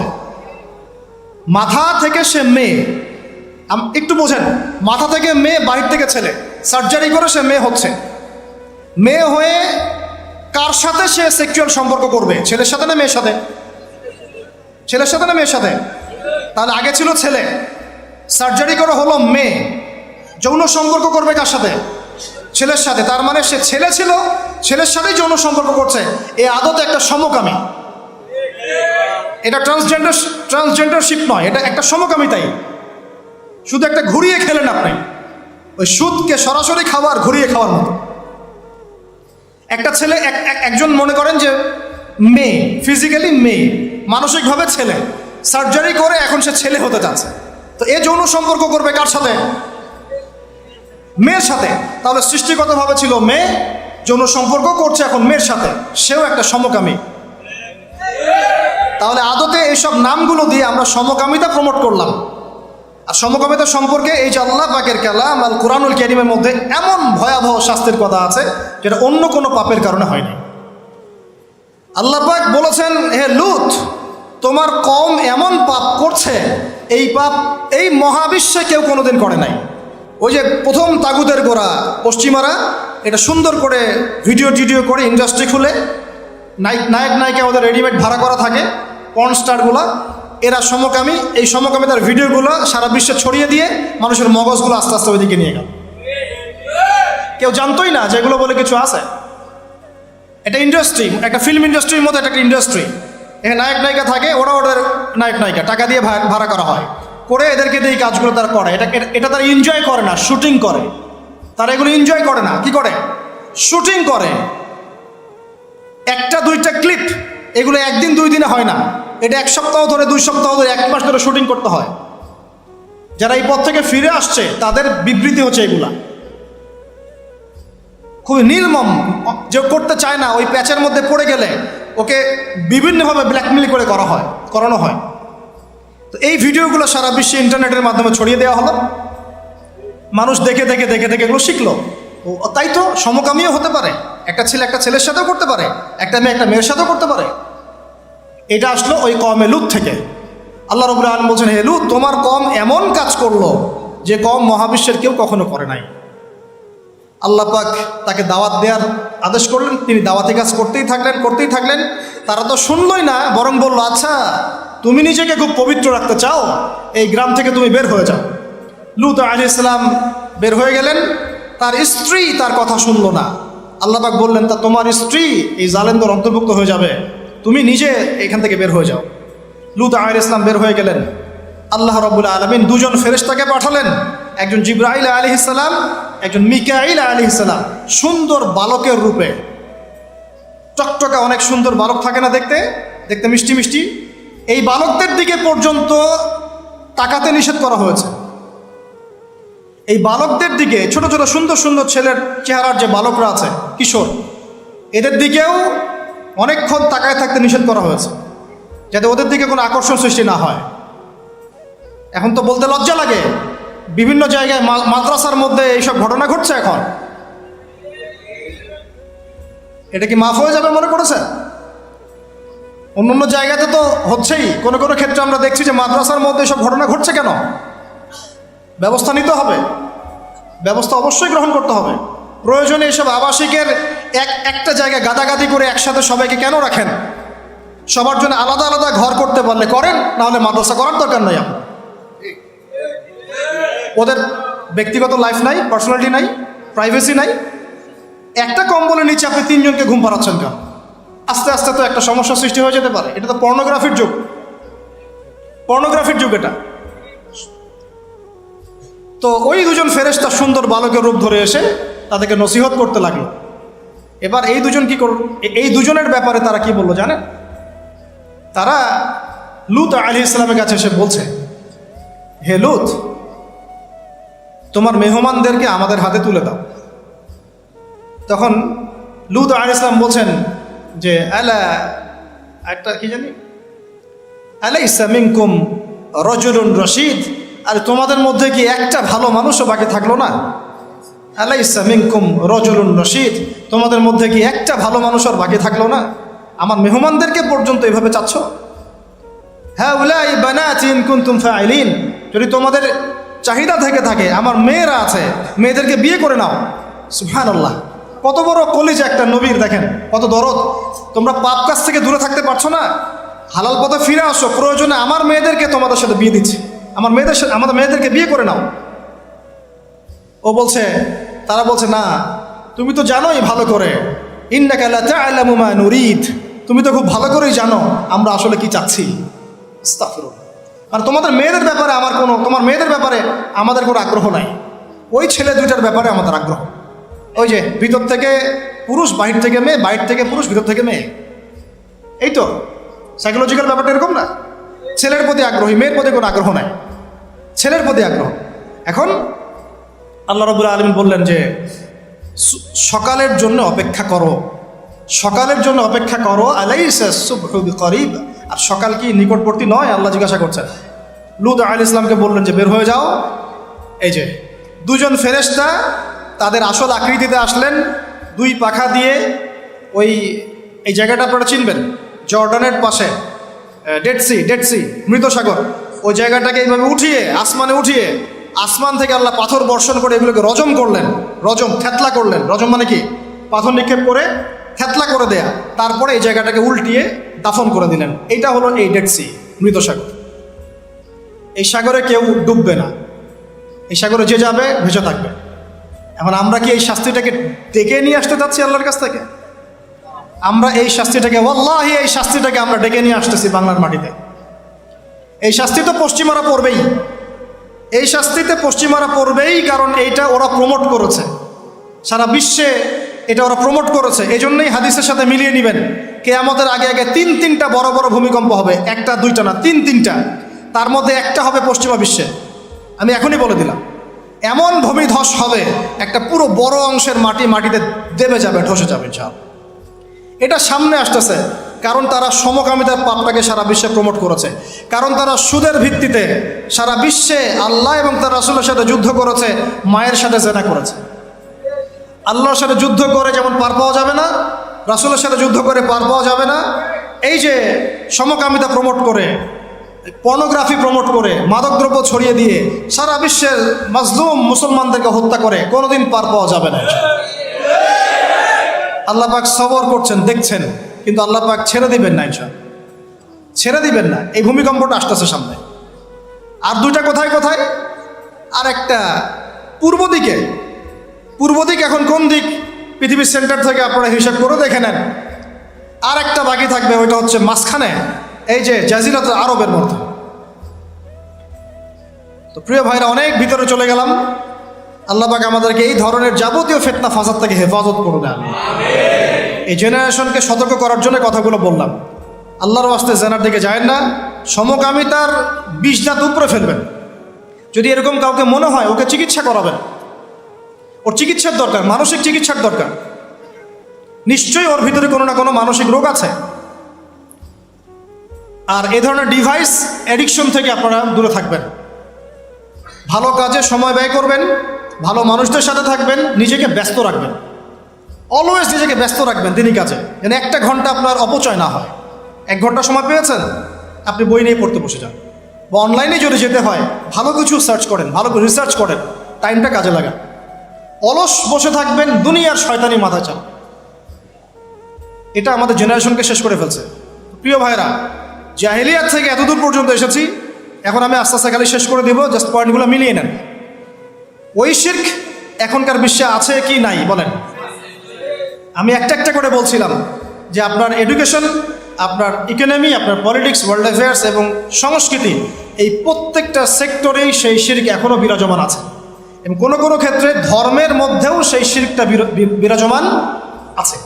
অনেক মুসলমান কবর পূজা করে, অনেকে মাজার পূজা করে, অনেকে দেখা যায় যে তাকদীরকে অস্বীকার করে। অনেক মুসলমান আছে আল্লাহর হালালকে হারাম করে নিচ্ছেন, হারামকে হালাল করে নিচ্ছেন। টিয়া পাখি দিয়ে ভাগ্য পরীক্ষা করেন, আংটি পরেছেন একটা, মনে করেন যে এটার মধ্য দিয়ে আমার রোগ ভালো হয়ে যাবে। এই একটা বালা পরেছেন, ভয়ে ভয়ে খোলেন না, কেন? খুললে পরে যদি আমার কোনো অকল্যাণ হয়। এটা শিরক, শিরক না এগুলা? এই যে টিয়া পাখি কিছু উদ্বোধন করতে চান, পায়রা উড়াই দিচ্ছেন, শুভ। ওর মধ্যে কিসের শুভ? ওটা কি শুভের লক্ষণ? আপনি জন্মদিন পালন করেন, বলেন শুভ জন্মদিন, কে কে জানে ওই দিনটা আপনার জন্য শুভ না অশুভ?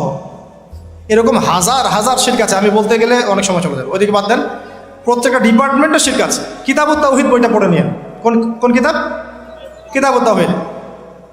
আর নসিহত যেটা করতে চাচ্ছিলাম, যে এই পুরো বিশ্বটা শিরকের উপর আছে, আইয়ামে জাহিলিয়াতের মতোই এই সেক্টরটা সবচেয়ে বড় শিরকের মধ্যে আছে। কোন সেক্টরটা? এই যে এখন যেটা বলছি, আল্লাহ পাক আদম আলাইহিস সালামকে কি বলেছিলেন ভাই? ভুলে গেছেন? খলিফা। কি বলেছিলেন? খলিফা। আদম আলাইহিস সালাম এভাবে জান্নাতে থাকতে লাগলেন, শয়তান রিসিভ করলো, এই যে নেমে আসলাম পৃথিবীতে, ঠিক আছে? পৃথিবীতে নেমে আসার পরে আদম আলাইহিস সালাম কি আল্লাহ পাকের বিধান ছাড়া অন্য কোনো বিধান ফলো করেছিলেন? কথা এবার বুঝেন।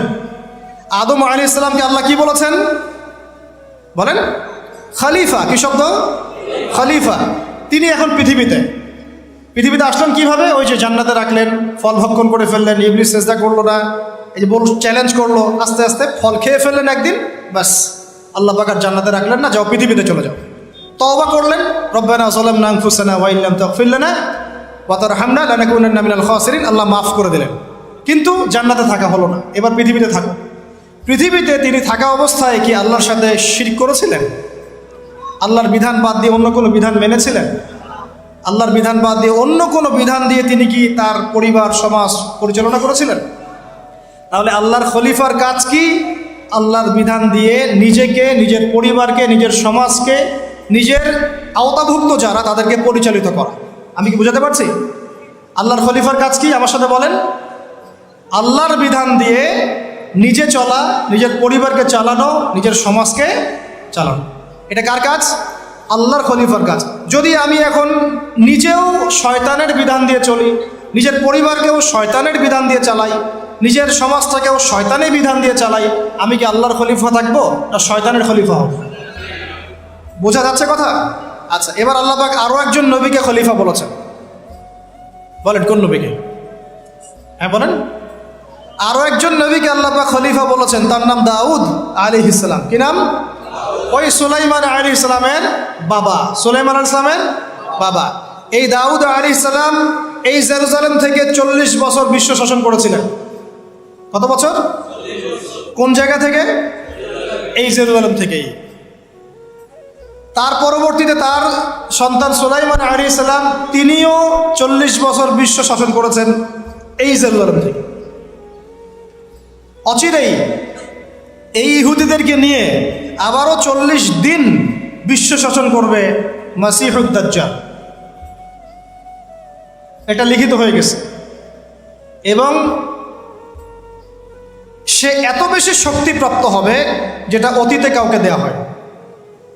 মানে ওই সুলাইমান আলাইহিস সালামের সময়ে যেভাবে এই জিউসরা, বনু ইসরাইল এই পুরো বিশ্ব শাসন করেছিল, মাসিহুদ দাজ্জালকে নিয়ে ইহুদিরা বিশ্ব শাসন করবে। বনু ইসরাইলরা নয়, ইহুদিরা।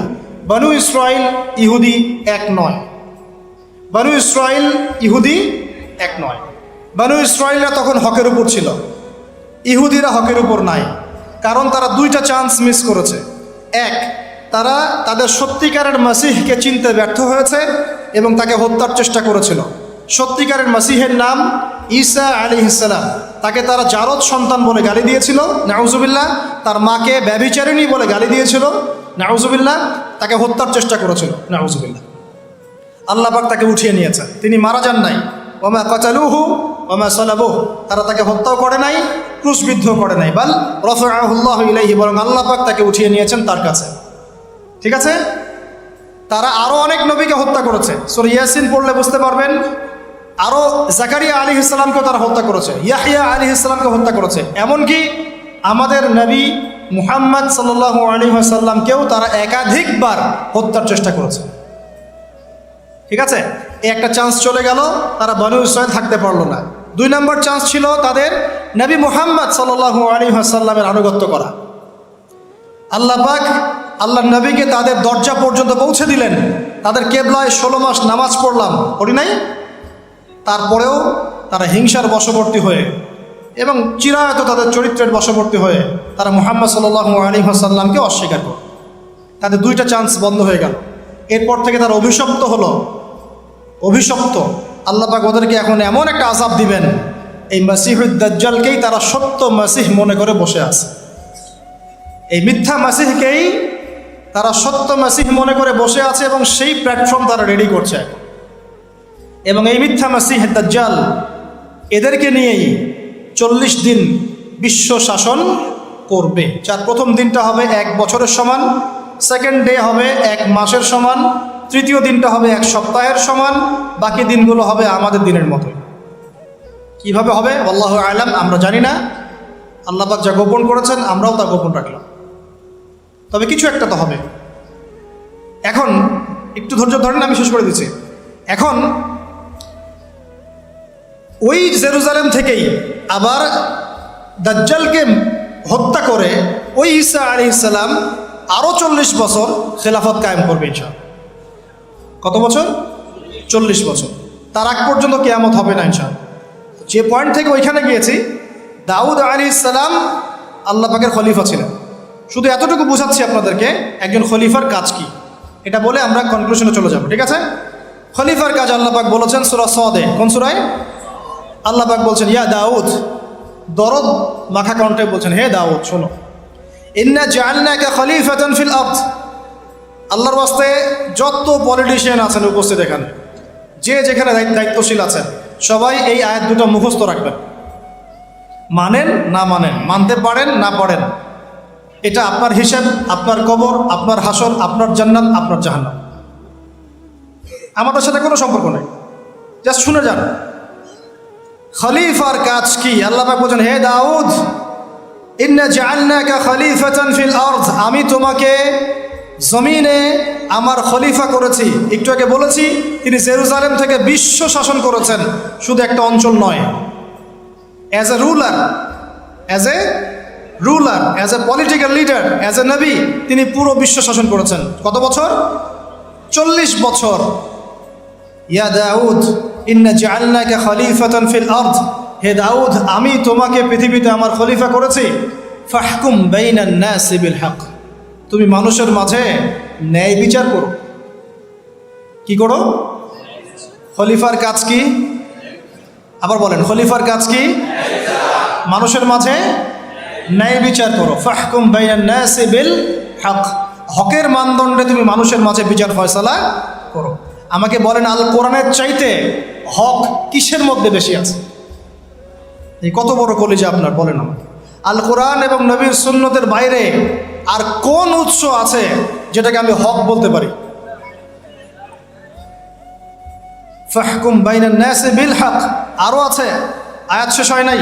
আল্লাহ বলছেন ওয়ালা তাত্তাবিউল হাওয়া, দেখো নিজের মন গড়া প্রবৃত্তির অনুসরণ করো না, নিজের মন গড়া বিধানের দাসত্ব করো না, নিজের প্রবৃত্তির অনুসরণ করো না। প্রবৃত্তি মানে কি? মন যা চায় তাই কর। এখন আমাকে বলেন দেখি, ইউনাইটেড নেশনস যে রুলসগুলো দিয়েছে, এগুলো কি কোরআনের রুলস, হাদিসের রুলস, না মন গড়া রুলস? পুরো বিশ্ব তাহলে পলিটিক্যালি শিরকের মধ্যে আছে কি নাই? আমি কি প্রমাণ করতে পারলাম না পারলাম না? ওর আন্ডারে যত কান্ট্রি থাকবে, তারা কেউ কি ওদের আন্ডারে থেকে কোরআন এবং হাদিসের প্রত্যেকটা রুলস বাস্তবায়ন করতে পারবে? ফাহকুম বাইনান নাসি বিল হক, এটা করতে পারবে? ওয়ালা তাত্তাবিউল হাওয়া, এটার বাইরে যেতে পারবে? কোশ্চিন কেন? ওইটা গোড়া, শিরক কুফর তাগুতের মূল গোড়া এটা। আরও আছে, আজ শেষ হয় নাই। ওয়ালা তাত্তাবিউল হাওয়া, তুমি নিজের প্রবৃত্তির অনুসরণ করো না। ইউদিল্লাকা আন সাবিলিল্লাহ, প্রবৃত্তির অনুসরণ করলে এই অনুসরণ তোমাকে আল্লাহর রাস্তা থেকে সরিয়ে নিয়ে যাবে। সরিয়ে নেয় নাই? নিতে বাধ্য। অবশ্যই আপনি বাউন্ড টু বি মিসগাইডেড। ওয়ালা তাত্তাবিউল হাওয়া ইউদিল্লাকা আন সাবিলিল্লাহ। আয়াত এখনো শেষ হয় নাই।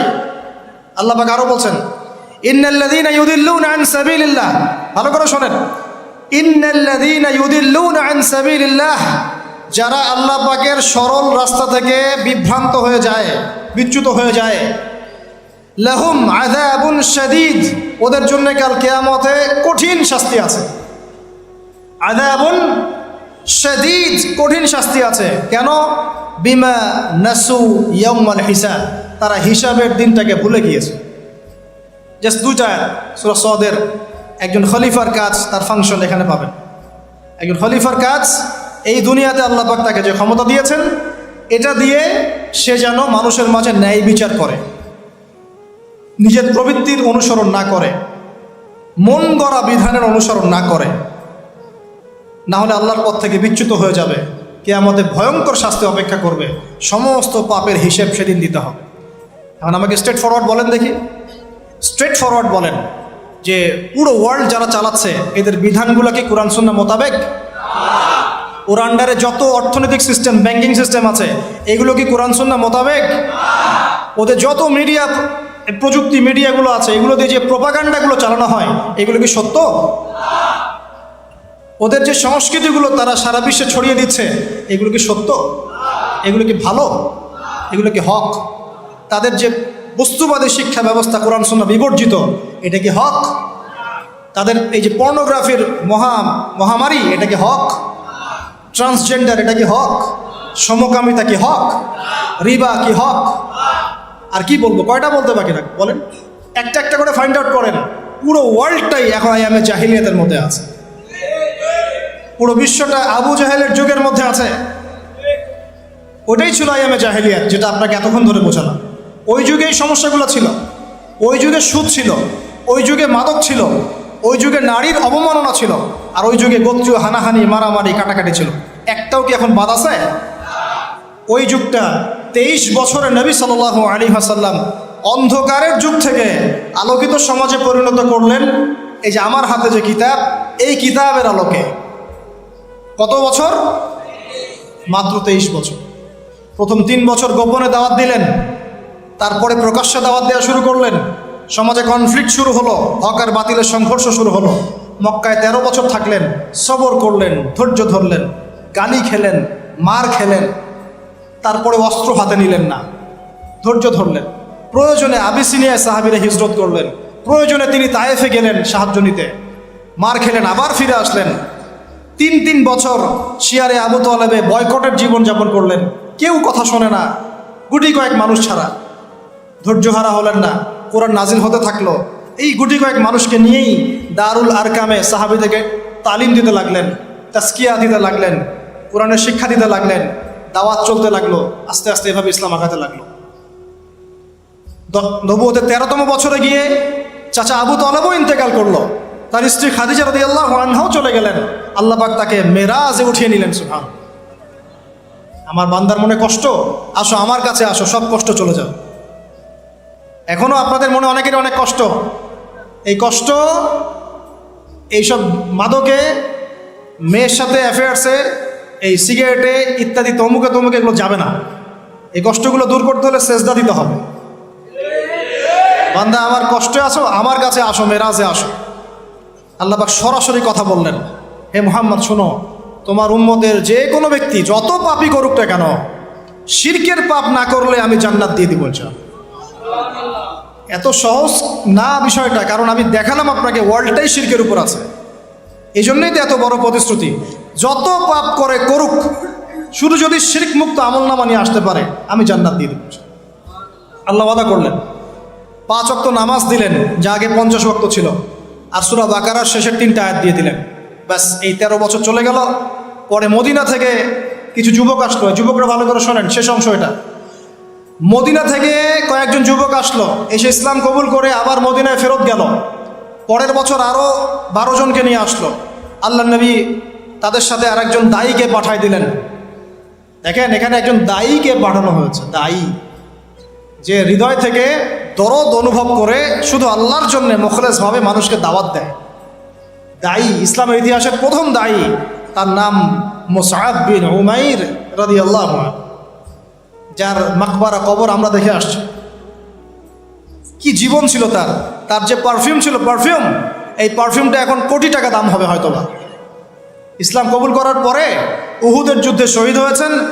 দাফন করার জন্য কোনো কাফনের কাপড় পাওয়া যায় নাই,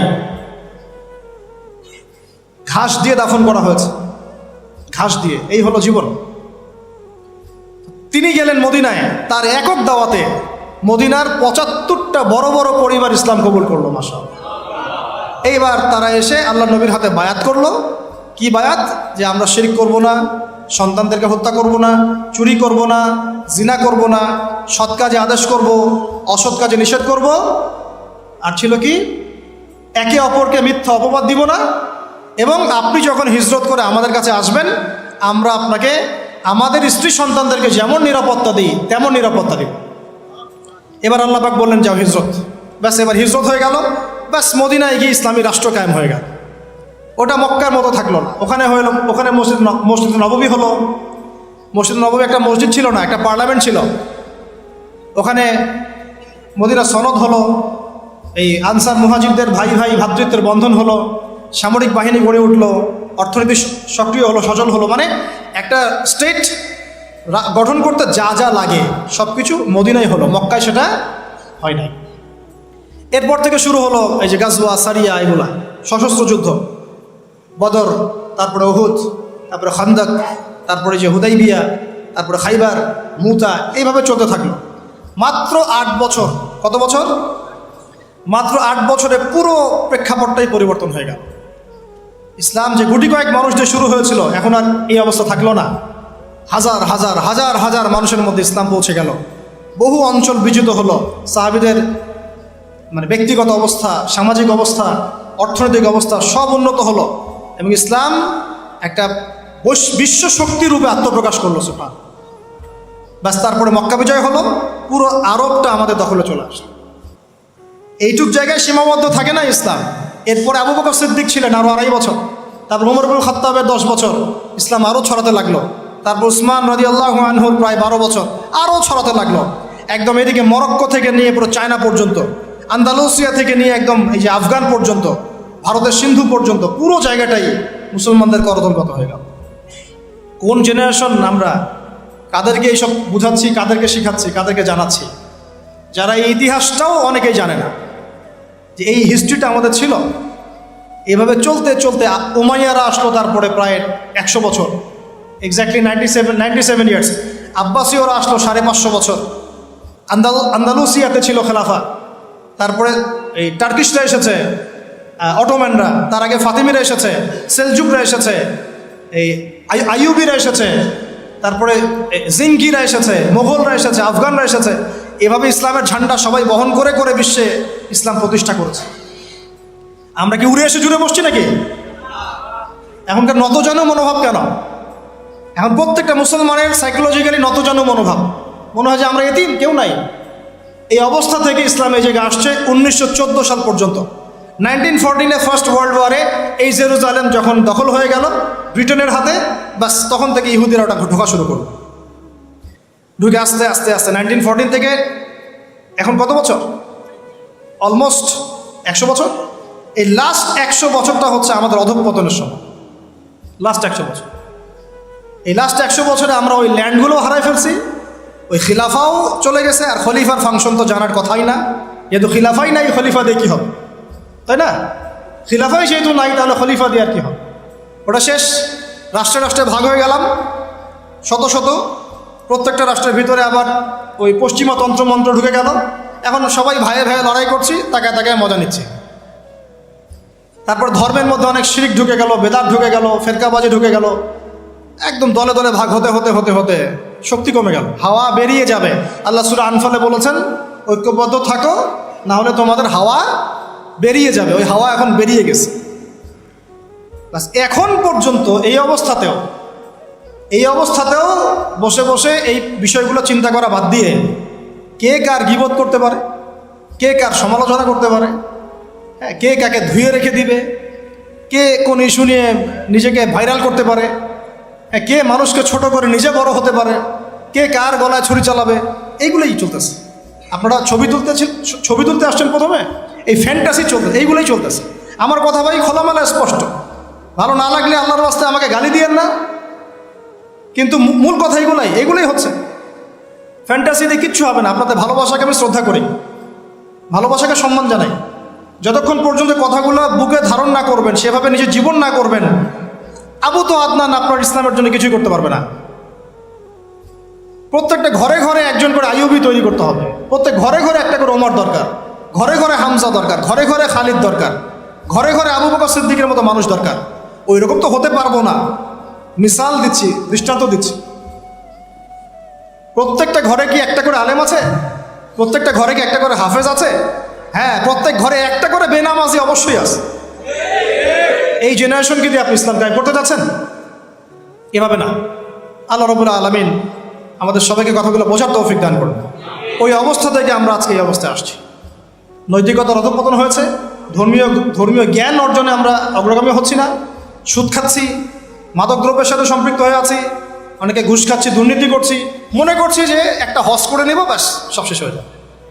ওয়াল্লাহি এমনটা নয়।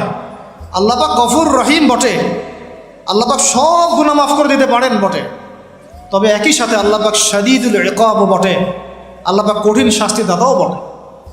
এই আশা এবং ভয় এর মাঝখানে আমাদেরকে থাকতে হবে। আল্লাহ রাব্বুল আলামিন আমাদের সবাইকে পুরো বিশ্বটাকে বোঝার তৌফিক দান করুন। এই ফ্যান্টাসি বাদ দিয়ে মূল জায়গাগুলো বোঝার তৌফিক দান করুন। আল্লাহ পাক আমাদের সবাইকে দ্বীনি ইলম অর্জন করার তৌফিক দান করুন। প্রত্যেক ঘরে ঘরে একজন করে আলেম তৈরি করার তৌফিক দান করুন। প্রত্যেক ঘরে ঘরে একজন করে হাফেজ তৈরি করার তৌফিক দান করুন। প্রত্যেক ঘর থেকে মুসল্লিদেরকে আল্লাহ পাক মসজিদে নিয়ে আসেন। আজকে যেভাবে মসজিদে এসেছেন লেকচার শুনতে, এভাবেই নামাজে যেন আসেন, এটাই হবে সার্থকতা। নচেত আমার আশাও কোনো সার্থকতার কিছু নাই, আমার আলোচনারও সার্থকতার কিছু নাই। আল্লাহ পাক আমাদের সবাইকে হালাল খাবার তৌফিক দান করেন। সুদের ভয়াবহতা থেকে আল্লাহ পাক হেফাজত করেন। আল্লাহ পাক এই পশ্চিমাদের এই যত ষড়যন্ত্র, এগুলো থেকে আল্লাহ পাক আমাদেরকে হেফাজত করেন। আল্লাহ পাক আমাদেরকে ভিতরের মুনাফিকদের থেকে হেফাজত করেন। আল্লাহ পাক মুসলিম উম্মার মাজলুমদেরকে আল্লাহ পাক সাহায্য করেন।